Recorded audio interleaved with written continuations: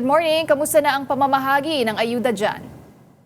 Huliin tuloy-tuloy nga ang pamamahagi ng ayuda dito sa Taguig City kung saan nga inaasahan na papalo ng nasa 3,200 na motorcycle taxi riders ang makatatanggap ng kanilang 5,000 na cash assistance. No, bunsod yan ng patuloy pa rin na pagsirit ng presyo ng petrolyo kada litro na ngayon. Sa pag-iikot natin dito sa Taguig City ay pumalo na nga, no, yung iba nasa 151 pesos na, habang may ilan naman na hindi natin alam kung nagtitipid pa o dahan-dahan pa rin nilang itinataas na nasa 149 pesos na. Pero sa ating pakikipanayam pulina sa ating mga kapatid na mga MC taxi riders, talagang kalabisan na itong presyo ng petrolyo dahil yung dati daw na naiuwi nila na nasa 1,200 to 1,000, yung sa ganun na nagre-range. Kagabi daw may mga pumasada ng nasa 14 na oras pero nasa 500 na lang yung kanilang naiuwi. Kaya daw napakahalaga talaga nitong kanilang ayuda na matatanggap ngayong araw. So ito kung makikita ninyo, Paulina, patuloy yung ito kanina puno ito ng upo ng mga kapatid nating motorcycle riders, pero yun, pumipila na sila at dahan-dahan ang pumapasok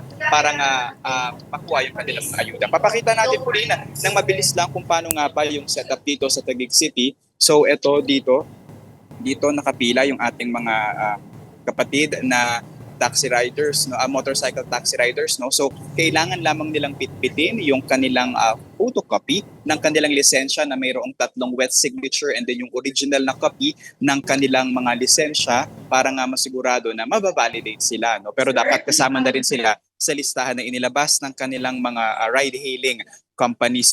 So dito sila after sa pila, didiretso sila dito for validation para naman ibigay kung saang dome sila, yung tinatawag nila dito, para mas mabilis yung maging distribution kasama din yung linya na ito dito. So far, Pauline, wala pa naman tayo na itatala dito ng mga untoward incident or mga wala sa listahan. Yung iba kasi ngayon nagpapavalidate pa at kailangan talaga na ma-check yun dahil ang pangako naman ng LTFRB ay dapat lahat ng mga taxi riders motorcycle taxi riders ay mabibigyan ng ayuda. Okay, so Arles, dun sa mga nakausap mong motorcycle taxi riders, anong tingin nila dito sa 5,000 peso cash assistance?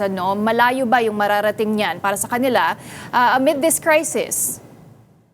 Yung ilan sa nakausap natin po rin kanina, in a way, mararamdaman na daw nila to kung nasa 1 linggo, kung kukwentahin. Kasi ngayon nasa 500 na kulang-kulang 500 na yung isang full tank ng isang payak na motorsiklo lamang. So kung yung 5,000 na matatanggap daw nila, ilang araw din nila itong magagamit. Pero syempre, kung tatagal ng 2-3 buwan, yung patuloy na pagtaas na presyo ng petrolyo at yung kinakatakot nila, Pauline, yung papalo nga daw sa 200 pesos. Baka daw hindi na daw talaga nila kayanin, pero nararamdaman na rin sa iba't ibang bahagi ng Pilipinas na nababawasan o kumakunti na talaga yung mga bumabiyahe na masasakyan ng publiko.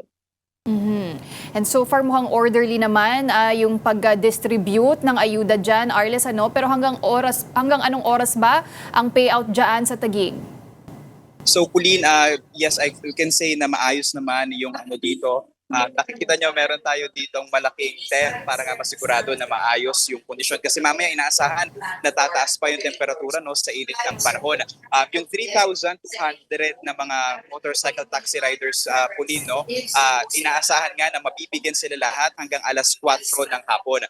Supposedly, hinati yon sa 2 ng local government unit ng Taguig City, pero hindi na raw nila hihintayin kung sino yung available ng umaga or nakaschedule ng umaga at nakaschedule ng hapon. Pagsasabayin na raw nila to para nga masigurado na hindi rin maantala yung pagbiyahe ng ating mga kapatid na motorcycle taxi riders. Pero meron silang paalala na sana daw ay huwag itong gamitin sa ibang mga bagay, kagaya na lamang ng pangsugal o panginom, dahil ito daw nabuwis ng bayan, layon talaga na alalayan sila, hindi magastos sa kung anumang